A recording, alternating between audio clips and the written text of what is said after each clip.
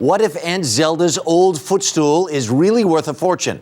That idea explains why public TV's Antiques Roadshow is so popular. Executive producer Marsha Bemko has written a new book, Antiques Roadshow Behind the Scenes, and we asked her to come by to see if some of us might have a gold mine in our garage or on the living room wall, and the case may be. Good morning, how are you? Good morning. Good. How much fun is it to do your show? Because we are crazy about it. It's a lot of fun to do the show, I've got to admit it. Yeah, and as you meet people and they find out you're the executive producer, what is the thing you're most commonly asked? Well, I'm most commonly asked about what their objects are worth. Yeah. And frankly, I most commonly don't know. I got the same kind of help I got today, and that is I got my experts to help me because it's a tricky world. All right, well, we have several items here that we're going to try and determine the worth of. I and my wife collect American flags, and this is a flag we purchased some years back that looks to be a kind of a recruiting poster, but it's made of cloth for the 71st New York Volunteer Infantry, said to have come in the late 1800s or so. And I have to confess, the longer I've had it, the longer I think it's fake.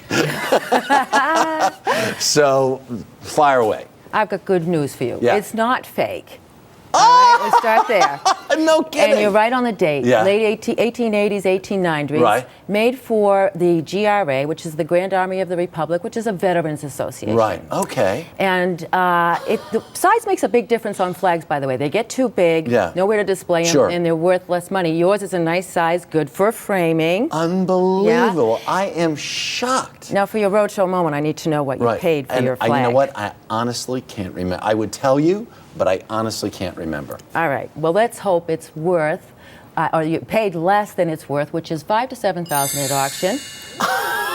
Wes Cowan, who helped me with this at 4 in the morning his time, says he wouldn't be surprised to see it go for 10. No kidding. No kidding. Because I've read about this subsequently, and people do things like this. They make replications, they put tea on them, they put tea stains, and they do things to it to make it look like it's old. And this is the real thing? Wes says it's the real thing. You made my day. This is glad awesome. to do that. All right, Mike Sheehan is here. He's in charge Mike? of security for the earlier show, and he collects all kinds of stuff. Very quickly, what is this? A pig.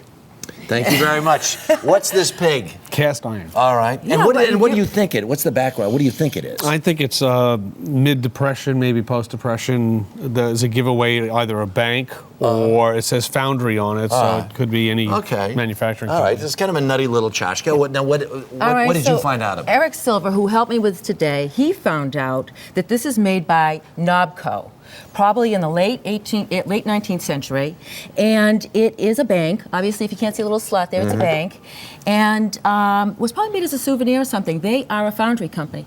Huh. And so they cast for foundry. There you go. So there's a little piggy bank. What's it worth? $75 to $100, my friend. There you go. A lot more than I paid for. Keep rummaging, right? through the junk pile. Okay, there you go. Can we do this very quickly? This is Dolores Smith. This is a vase that's been in your family forever and ever. We're not going to ask you too many questions. Everybody in the family thinks it's a priceless family heirloom. Is it? It's not priceless, but it's a treasure for you. It's a hull vase. I have one too. Not too rare. 40s commercial wear, 1940s, and probably worth, I think we said, $25 to $50. David Wago, thank you for your help.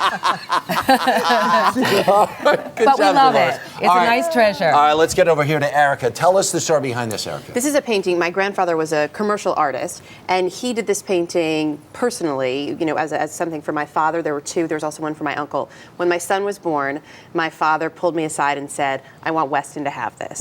So it's it's a family piece. It means a lot to us. We obviously didn't pay for it. Well, obviously it's your relative. We've actually seen his work on our show, which was very exciting for the whole family. I have to say. He did posters. This is a maquette. Eric Silver helped me with this. It's a maquette, which means it's a study made for a poster. Ironically, not worth as much as the posters sometimes, but still $2,000 to $3,000. Wow. Isn't that great? I think that's fantastic. And when the sound comes and the price comes up and people go, wow. How about that? Thank you so much, Marsha Bemko. Enjoy the book. Enjoy the show. Thank you very much. How cool is that? Love it. My thing's not fake.